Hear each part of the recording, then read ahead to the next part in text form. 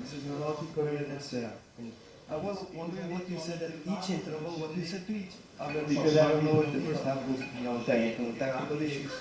Players were empty inside in the short, defeated, but the second half was completely different. Thank you. So when I came back at the end of the first half, the first thing I had to do was to make everyone understand what the new way of being on the pitch was in the second half. Next, we moved on to discussing the various situations that we sometimes encounter. It doesn't matter what there are often interpretations that make it challenging to grasp the reasons behind the outcome. I can therefore anticipate my opponents are in possession of the ball, as I previously mentioned, because it's crucial to just strategy to their quality and their ability to pose a significant challenge to us. However, when the ball is in our possession, it is our responsibility to completely control, manage, and effectively direct the game. In contrast, however, even in simple situations, it's evident that this is a rather unique moment.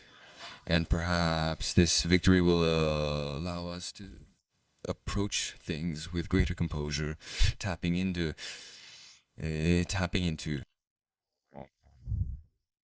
our strengths. That's precisely why we opted for a cautious approach in the first half, taking only 2 or 3 calculated risks and possibly creating just 1 or 2 scoring opportunities. Nevertheless, our goal should have been to maintain a more balanced game, carefully managing opportunities for them while occasionally creating additional difficulties for them.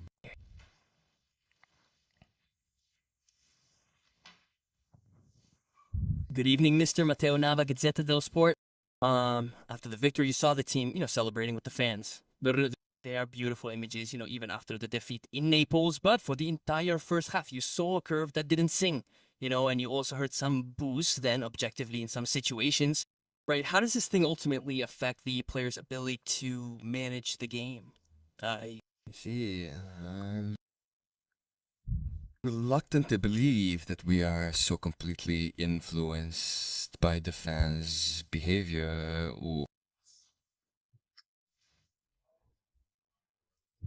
That being said, their support is incredibly valuable.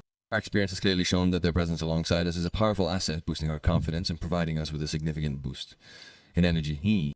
It's clear that this points to a need for development in terms of character, but on the other hand, it was fantastic to see the stadium come alive after the 2-0 goal, with everyone joining in the celebration on the pitch.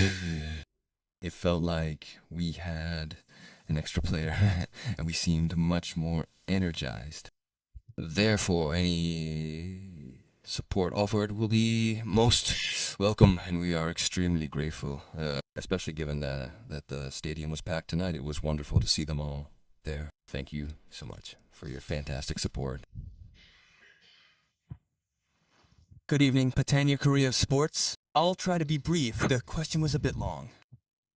So I wasn't surprised in Naples by the type of attack, because you had done the same in Bodo. It's just that there was Openda, center-left instead of Hildiz. But the real truth, at least in my opinion, and I wanted to know yours, mister, is that we are terribly lacking a physical reference point like Vlahovic, but also a personality reference point, an emotional reference point, because he transmits vibrations on the pitch, and there is no reference point to pass the ball to in the penalty area or in front of the penalty area. But I'm not criticizing David or Penda. It's because they have decidedly different characteristics.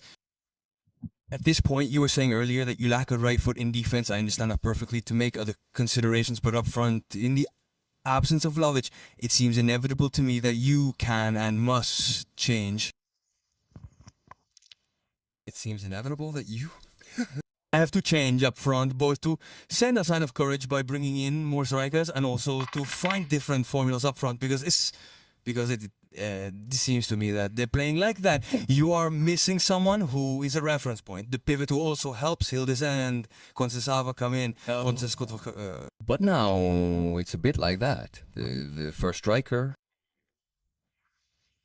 must have very specific characteristics.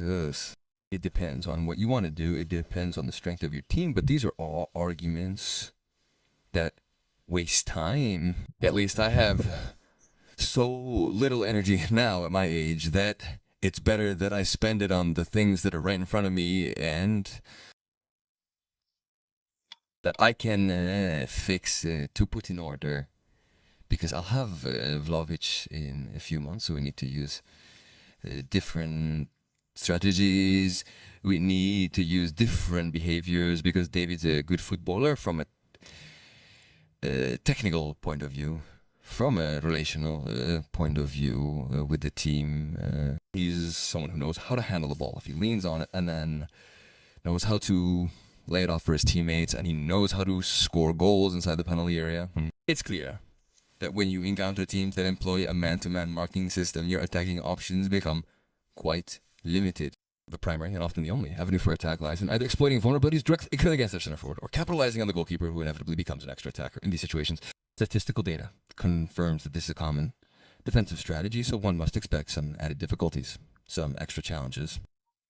To overcome these obstacles, it's crucial to focus on fluid gameplay, rapid ball circulation, effective triangulations, and strategic player substitutions. This demands continuous movement, a flexible approach to game systems, and a constant maintenance of a strong defensive balance.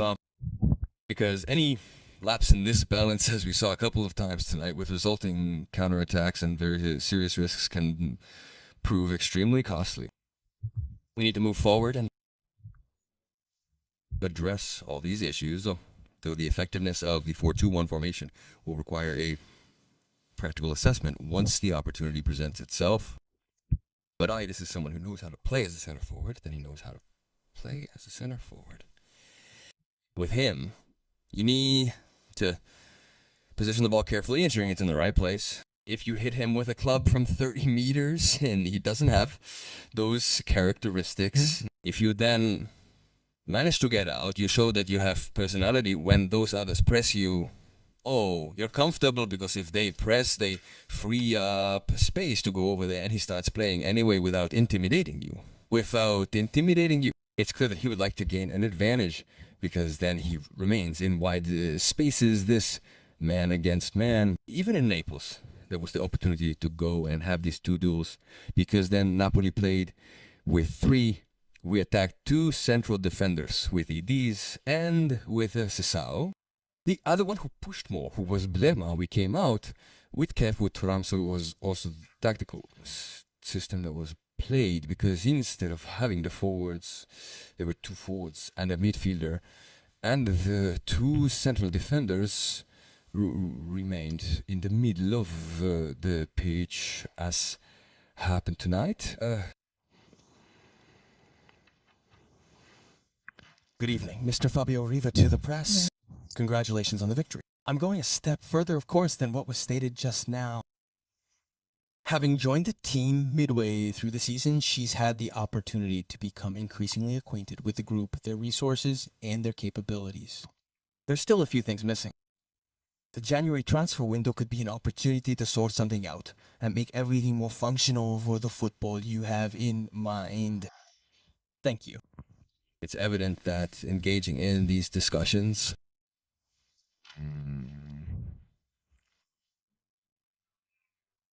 would be beneficial to all those who perform the same duties as myself, regardless of any changes in circumstances. But I have to take this team into consideration. I decided to take on coaching this team, and I arrived here with a great deal of enthusiasm. I haven't changed my mind about this team because I see potential in it.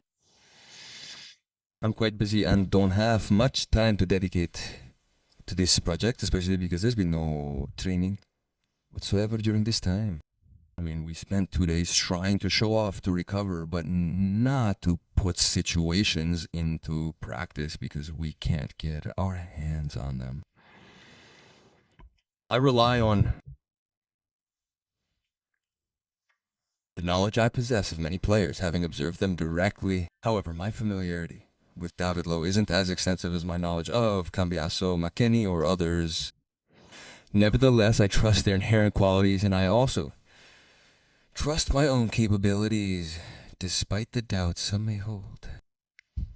I place a great deal of faith in myself, as it's my own skills and experience that have led me to coach Juventus. It's the same self that has driven me throughout my coaching career, traveling from city to city, working with different teams. And tomorrow morning, as always, I'll wake up before 6:30, ready to be there by 7 o'clock.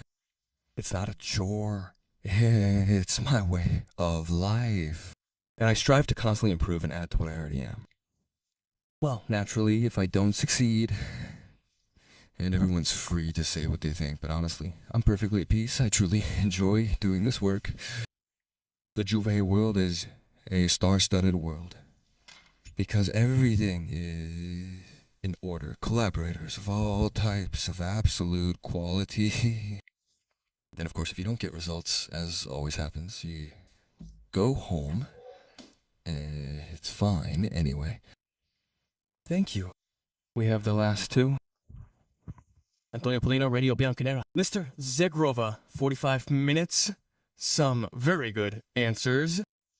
How will it work from now on? Does it depend on the tests? No, it also depends a bit on you, in the sense that it depends on your thinking. We are available to listen. I always find something new to learn from anything that is ever said to me. So what is your thinking? If you express it, we pay attention. But it also depends on what you see, because tonight, when they forced us on the left and they start again, he has the chance to do a defensive phase on one. He attacks one, he moves the ball and starts. And then he gets a bit lost, but still a strictly offensive football player. Then if you ask him to make some backtracks, it's evident that when he's got the ball, he then goes to challenge you and so on. He needs to grow from a physical standpoint, because, as I mentioned before, we can't get the determination of the match into practice now during training, because we haven't got the time to be able to do that. It's all about recovering. In my opinion, he had a very good first half. According to the doctors, that's what I was telling them, the staff, which is what the daily GPS numbers are, how much and how fast certain meters are covered and so on. It's something to be completed. It's something to be completed. Then, even if someone doesn't have those numbers, but he makes the move to score or puts in a lightning fastball like he's capable of doing, and he's done the important thing, the thing to pay attention to. But then there's a constant teamwork. There's a balance to maintain within the team. There's a division of what meters to cover. What is an offensive phase, a defensive phase? They didn't help him in the first half because they went too high. They suffocated his area. Both McKennie and Kalulu didn't help him by leaving him alone sometimes in his spot to do one-on-ones, but they gloomily did. Tonight, we made an attempt to push the situation to its limits, primarily regarding the overall outcome. But then, there's also the visual component, what the audience actually witnesses. That said, I managed to conserve some resources for Konso. Konso is a different type of running man. With Sasao, he has a wider range of action. He probably has a more lightning fast one in tight spaces against opponents, but it's the same. He can play again now. In the meantime, at 45 minutes, he can start from the beginning, and then we can wait and see. Or he can play his final half hour and probably be in a better position to show us his enormous qualities. Well, for the moment, then, as we grow, we can make different considerations. Let's close with my friend Gamba. Thanks for the friend. Good evening. Earlier you mentioned the 4-2-3-1. And tonight it seems to me, if I saw correctly, that we saw a bit of it. I wanted to know if a formation like tonight's with David Openda Elise and Saisao is sustainable, that is, if it's also sustainable in games. Let's call them normal, where you don't have to force the tempo in the final minutes. But is everything essential possible right now, at this moment here? No. This calls for decisive action. Action. The outcome hinges on your opponent and a multitude of other factors. But ultimately, you need balance, substance, real strength, the kind that packs a punch, the kind that really counts. In some parts of the match, we display a certain lack of defensive solidity. We become somewhat too fluid, meaning we lack the necessary substance in terms of a robust, unwavering defense. It's crucial, therefore, to achieve a better balance, and this can be accomplished through various methods. Well, you can find it in several ways. I'm just saying, if one of the three up front is like what happened at the end, but if it changes, it's a bit of a different thing.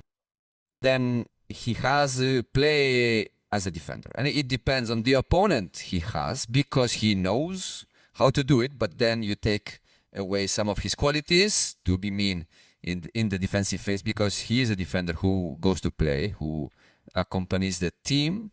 So it always depends on many things. One can play this way as well, because then tonight we put things back in order. We turned the game around in the second half, since when those four players were up front, they created more problems. We have to see if those other six can hold up for the defensive phase. Thank you. All good night. We will evaluate it gradually. Thank you.